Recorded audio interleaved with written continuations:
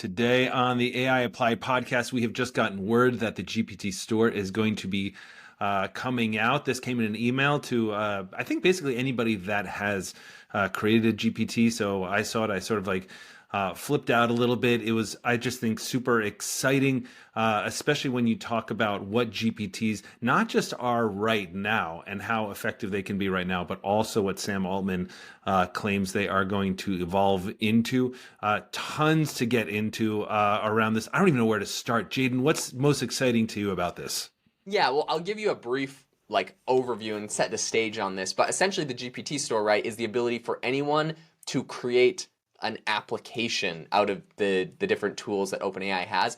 And I personally am really excited. Like, literally, if I just use this for myself and didn't even publish anything to their store, I'm thrilled because I literally have ChatGPT threads on the side of my ChatGPT that I've been using for the entire year. So I have one that helps me write my descriptions for my podcasts. I have one that helps me come up with bullet points in a news article to talk about, for example. And it's just so annoying because there's no way to pin them. There's no folders in ChatGPT. I just have to go and find that thread every single time I want to use it. And so what I'm going to do is create just a GPT that is exactly my prompt and exactly what I use it for. And I'll just have those GPTs that I very commonly use. So for me, it's almost like a bookmarks thing. But I think that's definitely would be selling it short if that's all it does. Because what you can actually do is link it together with all of the OpenAI products. So you have image generation from Dolly that's embedded in there as well. So a lot of really, really exciting stuff. Have you made any GPTs, Connor? What does that look like from your side, or what have you done with it? I have, yeah, and that was a good explanation. So just yeah, I get to kind of take us back for a second. Sam Altman announced these things at the Dev Day, which is back in November before OpenAI essentially blew up, and then got back together, even stronger than ever before, or whatever. But the interesting thing is that the first thing Sam Altman ever said about this, remember this, Jaden? He said, everybody wants to talk about agents, meaning autonomous agents, meaning something where you don't just get a query and get a response from it, but these are things that would actually carry something out. So for example, not just, hey, find me a flight, but it's also book me the flight and blah, blah, blah. That's what an autonomous agent is. And what Sam Altman said was these are kind of the precursors to that. So that was interesting right off the bat. But then he goes into this thing, which what it is hyper practical. He built one on stage there in 2 minutes. The user interface for it, by the way, we should mention you have to have a Plus account, GPT Plus account, $20 a month, or GPT-4 account, whatever you want to call it. They are insanely easy to use. You fill out maybe 3 boxes like, hey, what do you want this to be? Everything like that. So I took advantage of the fact, well, let me just say the 2 huge things about GPTs. Number one, Jaden, is what you were talking about, which is it essentially allows you to have a custom instruction in its own little mini ChatGPT rather than having your massive custom instructions. And the cool thing about that is that once you start naming them, this goes to my theory on why people aren't that great at using ChatGPT, which is that there's no user interface to it in any meaningful way. It's just do anything with ChatGPT. And Jaden, as you know, I go out and I train a ton of companies. I do a ton of talks and keynotes and things like that.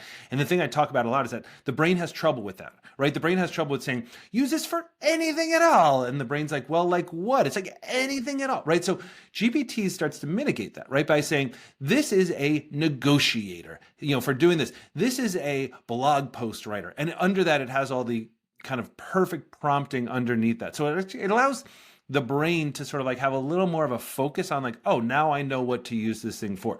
So number one is exactly what you talked about, which is having your own perfect custom instruction. So if you're writing a podcast episode or a blog or whatever, you just use your GPT called Jaden's Blogs or whatever. But the other really cool thing, and this goes into how I use it, is, and this is the really powerful part, is that essentially incorporates RAG, which is retrieval augmented generation, which is kind of the new thing, which is essentially instead of just pulling from GPT's training data, the whole swath of the internet, and instead of trying to grab stuff off the immediate internet, which is also great, but there's some loss and hallucination, all that kind of stuff. RAG, as you guys probably know, is you're pulling it directly from a document. And that really cuts down on hallucinations. It really targets what you want.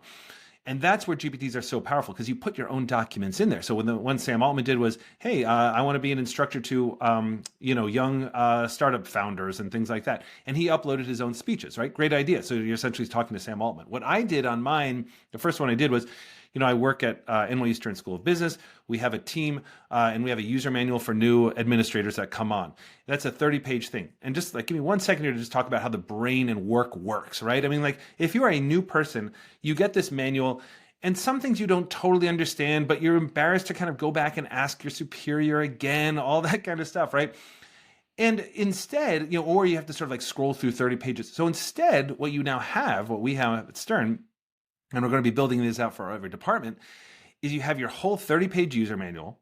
And now anybody who's new, instead of sort of like the embarrassment or the wondering or thinking maybe I shouldn't, go ask again, they can just in natural language say, hey, how do I book a room at Stern? And it's like, okay, first call up Carol at this number and then and that's the really phenomenal part. It's the being able to retrieve all the information from a specific document rather than just sort of more general. So that's where I'm finding huge value. Yeah, I think that's amazing. There's going to be essentially every organization will be able to do some version of that, which is really exciting. And I'm really excited by the prospect of this, as you know, and as a lot of people know that have followed my podcast for a while. I'm building AI Box, which is a very similar thing. It's kind of like a GPT store for all of the open source models and all the other models in the world, and making them all work together. And it's very validating for me to see this is the direction that people are interested in going. Now, I think this is going to be a very big success. This is coming from OpenAI. This is coming, on the back of ChatGPT is kind of the distribution for this tool. The only thing I'm concerned about, and I'd be curious to hear your thoughts on this, is like, I think this has the potential to be something amazing, but what I'm concerned about is I thought the same thing about the plugins for ChatGPT, which kind of flopped, and even Sam Altman said he didn't think there was product market fit for the plugins on ChatGPT. I'm curious your take on this, Connor. Like, what do you think they did wrong with the plugins, and what do you think they're going to try to mitigate or change to do right with the GPT store? Because we've seen the builder side of it is cool, building these applications, but we still haven't seen anything as far as the marketplace goes, and I think that's going to be a critical component to pulling this off successfully. Because that was kind of what I hated about the plugins, was it was just a screen that you just hit the next arrow on. There wasn't like a marketplace built out. I'm surprised at how bad plugins were. And like you, I was so excited about it. I was like shrieking. I have a YouTube channel. I was like, oh my gosh, here we are, everything like that. Excuse me. So I think that what went wrong on plugins was actually probably pretty hard to predict what was going to go wrong. But this is why I'm so curious to sort of see how you guys handle this at AI Box, because you've been building this for a lot longer than the GPT store, and I also think it's awesome because you have the more perplexity model, sort of like the next evolution, which is you can use. It's not just GPT. You can use any sort of engine you want in terms of Claude and things like that. So I'm psyched to see how AI Box handles all this. I think with the plugins, I think what went wrong right away was that they just weren't that good. And so the things that people were excited about, or at least I was excited about, were the things like Kayak and Turo and Hertz and Open Table and things like that, right? So I think that what I was hearing from people when I was doing like these kind of trainings for people early on was, well, can I replace my administrative assistant and just say, hey, book me a restaurant here and a flight here and a car, blah, blah, blah. And when plugins came out, my thought was, here we are, right? That's going to do that now. So I think that there's two issues. Like first, the usability, and the second, the user interface, as you talked about. So the first one is the usability. It just didn't work that well. It kind of did, but it hallucinated like anything else because, anytime you're sort of leaping over that canyon from ChatGPT training data to pulling in information from the internet, there's a risk of hallucination. Like you can't, you might fall into that canyon, and that's no good. So I had to really work it to get it to give me good information. And that's not what you want if you're booking a flight or something like that. The second thing was the user interface, which you point out. Gene, I've never seen a worse user interface in a long time. I'll say that. It was literally like 800 things. You'd scroll. It didn't even say eventually it said the most popular ones, but otherwise you're scrolling like 30 pages in. It's like Filipino earthquake predictor. Literally like these, I'm like, dude, where can I just like get a PDF reader? Like things like that. And so ultimately there was like Wolfram Alpha, there was, for math, there was a PDF reader, and there was Web Pilot, which allowed you to browse the web.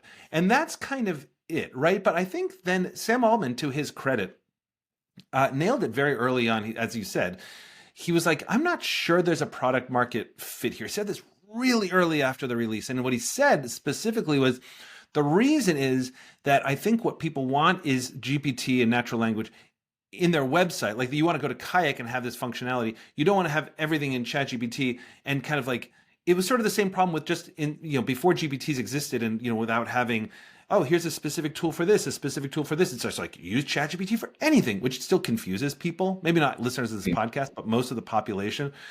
And so what plugins were kind of doing was that, right? It's like anything you want. Whereas in fact, what we really want is to still go to Kayak and search for a rental car or a hotel on Kayak, but just have a better interface on that. At least that's what Sam Altman was saying. I don't know what your take on that was.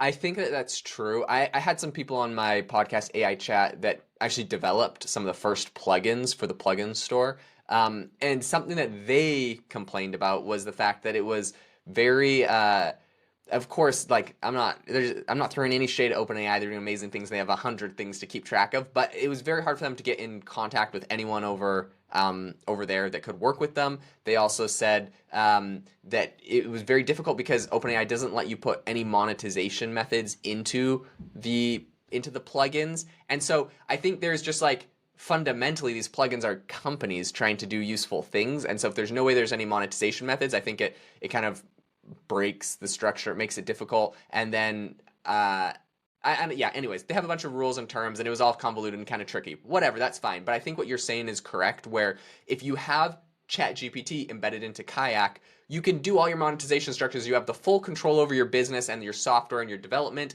and then you use this natural language tool in there to help make your product better. And I think at the end of the day, that's what a lot of businesses found was the most successful thing for them.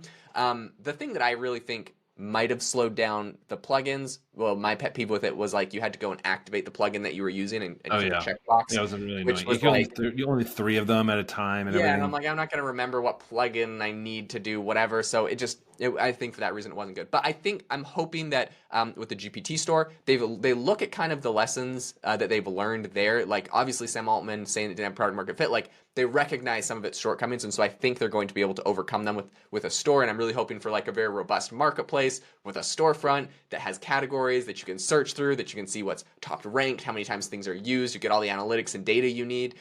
I think that's the way to win. I mean, that's what we're personally building at AI Box as well. So that's what I would assume. Like if we're a small startup building that, I know OpenAI is capable of it, so I'm begging them. I'm also still begging them to add folders to ChatGPT, but that's a whole nother conversation. I'm really excited for this. I think ChatGPT is the GPT store is going to be a massive boost in teaching people what AI is capable of doing for them. Because there's going to be a whole bunch of people that have figured out really interesting things, and you're not going to have to go read a long thread on Twitter to find out all of those tips and tricks. You're going to be able to find pre-built, someone already put in the prompt, someone already built the GPT. So I'm excited for that, and I think it's going to unlock a lot of automation in businesses in general.